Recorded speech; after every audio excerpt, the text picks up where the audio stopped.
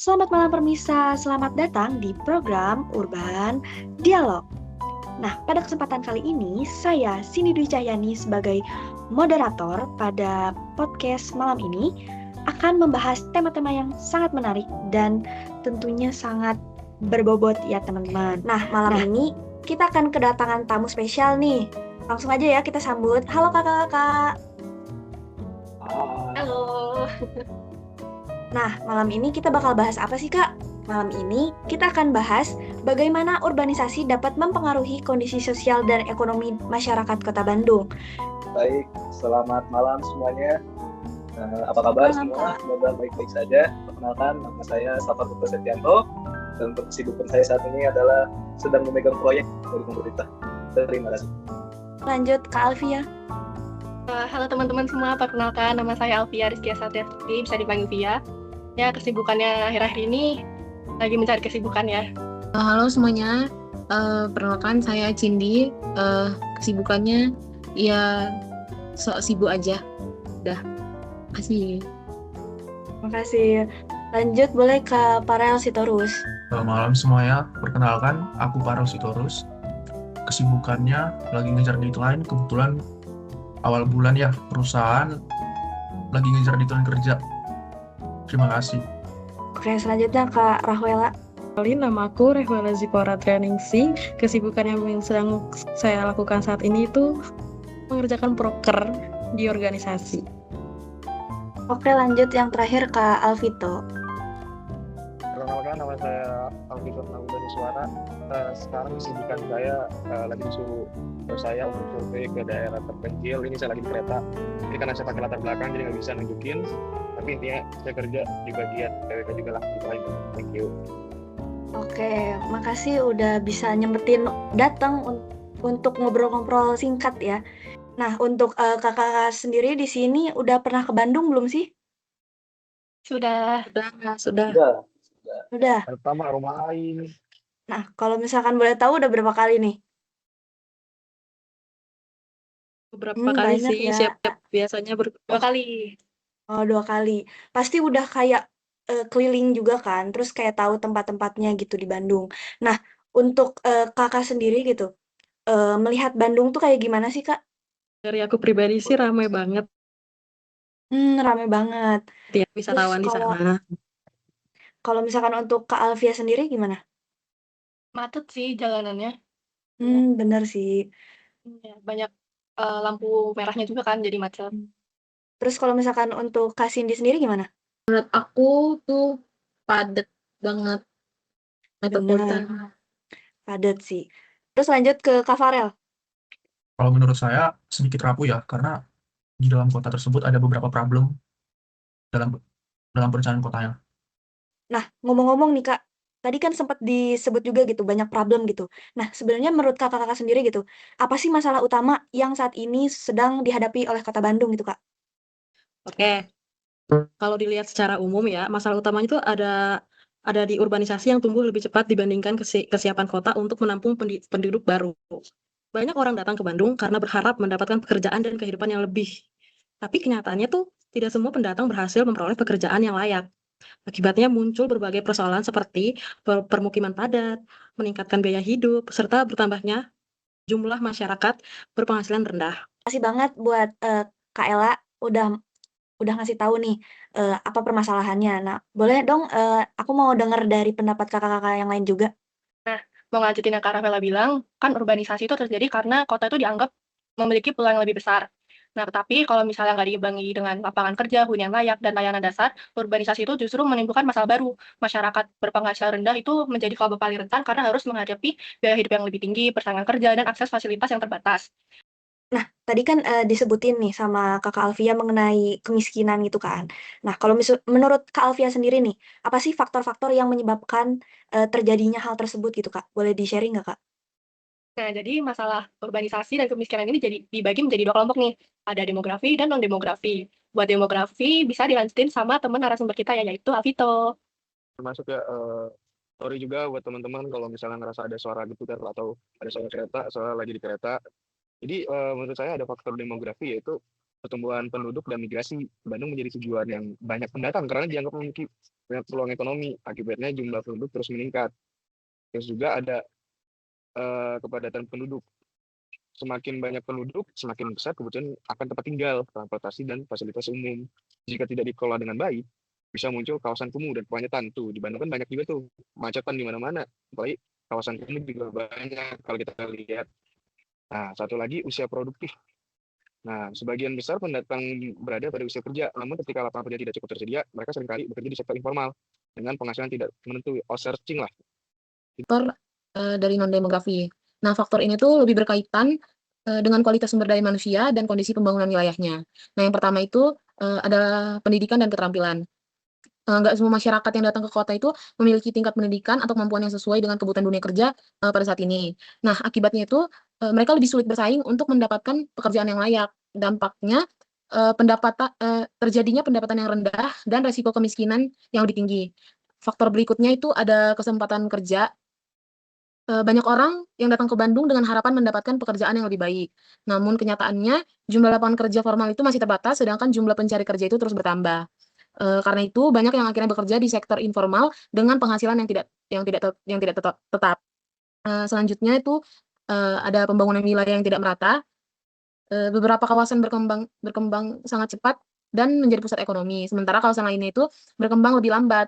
Nah, ketimpangan ini tuh menyebabkan perbedaan akses terhadap fasilitas, peluang ekonomi, dan kualitas lingkungan antar wilayah di Kota Bandung. Makasih banget nih buat Kak Alvito, Kak Alvia, sama Kak Cindy yang udah ngebahas tentang faktor-faktor tersebut. Nah, kita lanjut ke pembahasan lain kali ya. Tadi kan udah disebutin nih sama Kak Cindy dan Kak Alvito mengenai faktor dari demografi sampai non-demografi juga disebutin. Nah, menurut kakak sekalian gitu, apa sih solusi yang bisa kita terapkan gitu untuk mengurangi faktor-faktor tersebut? Mungkin saya menjawab kali ya. Boleh Ya, banget Kak sebelumnya Safar. pertanyaannya solusi apa yang bisa kita terapkan untuk permasalahan yang tadi disebutkan oleh saudari Cindy dan saudara Alvito ya. Kalau kita melihat secara global, banyak sekali negara-negara yang sudah mengalami lebih dahulu, negara atau daerah yang sudah mengalami lebih dahulu masalah-masalah seperti ini, khususnya di bidang urbanisasi.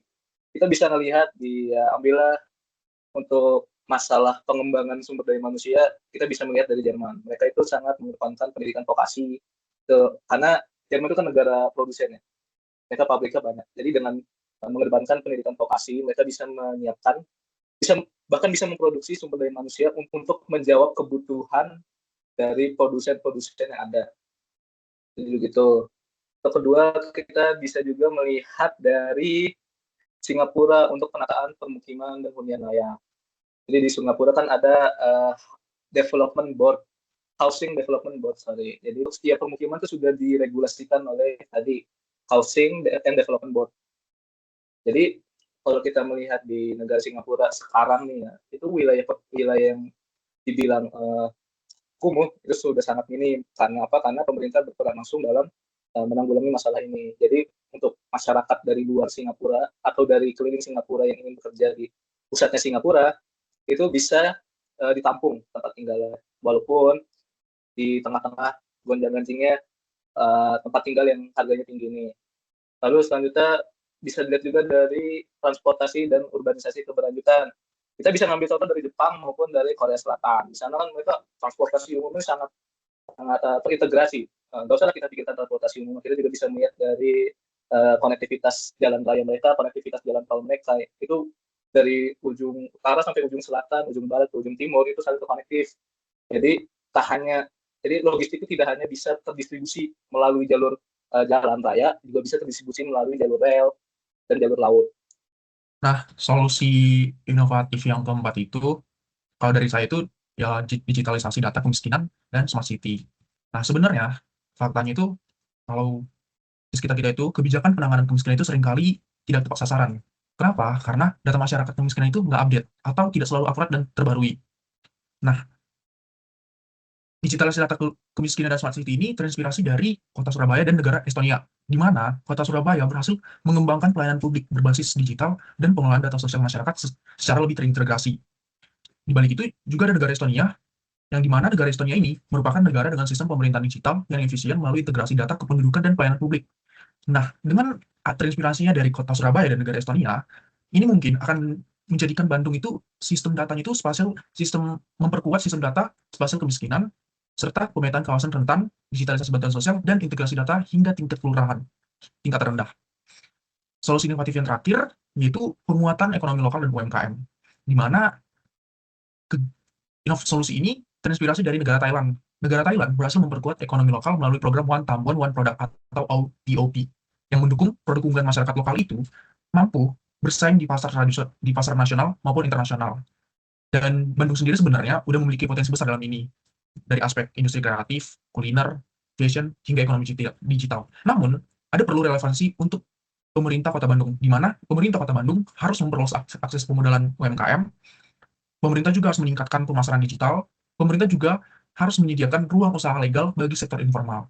Nah, itulah 5 yang menjadikan solusi inovatif bagi Kota Bandung dari aku dan Safar. Oke, makasih banget buat Kak Safar dan Kak Farel, sangat sangat membuat kita berpikir ke depan gitu mengenai Kota Bandung. Wah, sudah tidak terasa kita udah berada di ujung acara nih, kakak-kakak sekalian.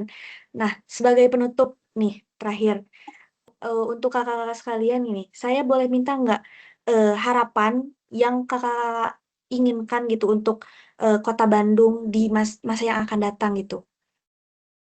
Saya berharap meleknya masyarakat terhadap wilayah yang sedang mereka tempati, baik dari segi lingkungan, pendidikan, maupun pembangunan yang sedang mereka tempati. Kalau dari saya berharap Kota Bandung itu bisa menjadi kota yang berkelanjutan, yang aman, nyaman bagi masyarakat yang tinggal di sana. Mungkin saya ya habis ini ya. Jadi kalau menurut saya harapan untuk Bandung tuh tentu jauh lebih besar dan jauh lebih hebat dari sekarang ya. Karena melihat Bandung itu sebagai ibu kota provinsi Jawa Barat dan merupakan kota yang cukup kota yang memiliki nilai historis panjang sekali dari zaman kolonialisme sampai sekarang, yang sampai sekarang pun tetap eksis. Itu saya sangat berharap sebaik-baiknya untuk kota ini. Terima kasih. Gue juga ya, harapan gue sih buat Kota Bandung kedepannya bisa berkembang lebih baik tanpa ninggalin kualitas hidup masyarakatnya. Karena menurut gue Bandung punya potensi besar dari sumber daya manusia juga banyak kan ya, maupun perkembangan ekonominya. Jadi semoga pembangunan kota jadi merata lah, lebih merata dari lapangan pekerjaan semakin banyak dan fasilitas umum juga semakin memadai lah. Bisa kayak contoh kayak Jepang, kalau nggak Korea lah, seperti yang diomongin dari teman gue tadi. Jadi menurut gue itu aja sih.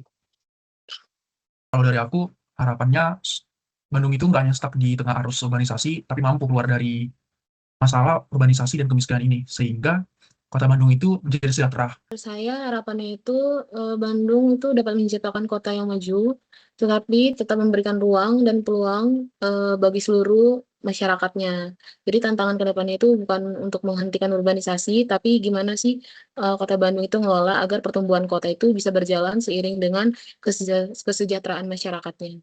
Baik, terima kasih atas penjelasannya kakak-kakak sekalian. Semoga diskusi malam ini dapat menambah wawasan kita semua mengenai tantangan dan solusi pembangunan perkotaan. Sampai jumpa di Urban Dialog berikutnya. Selamat malam. Dadah.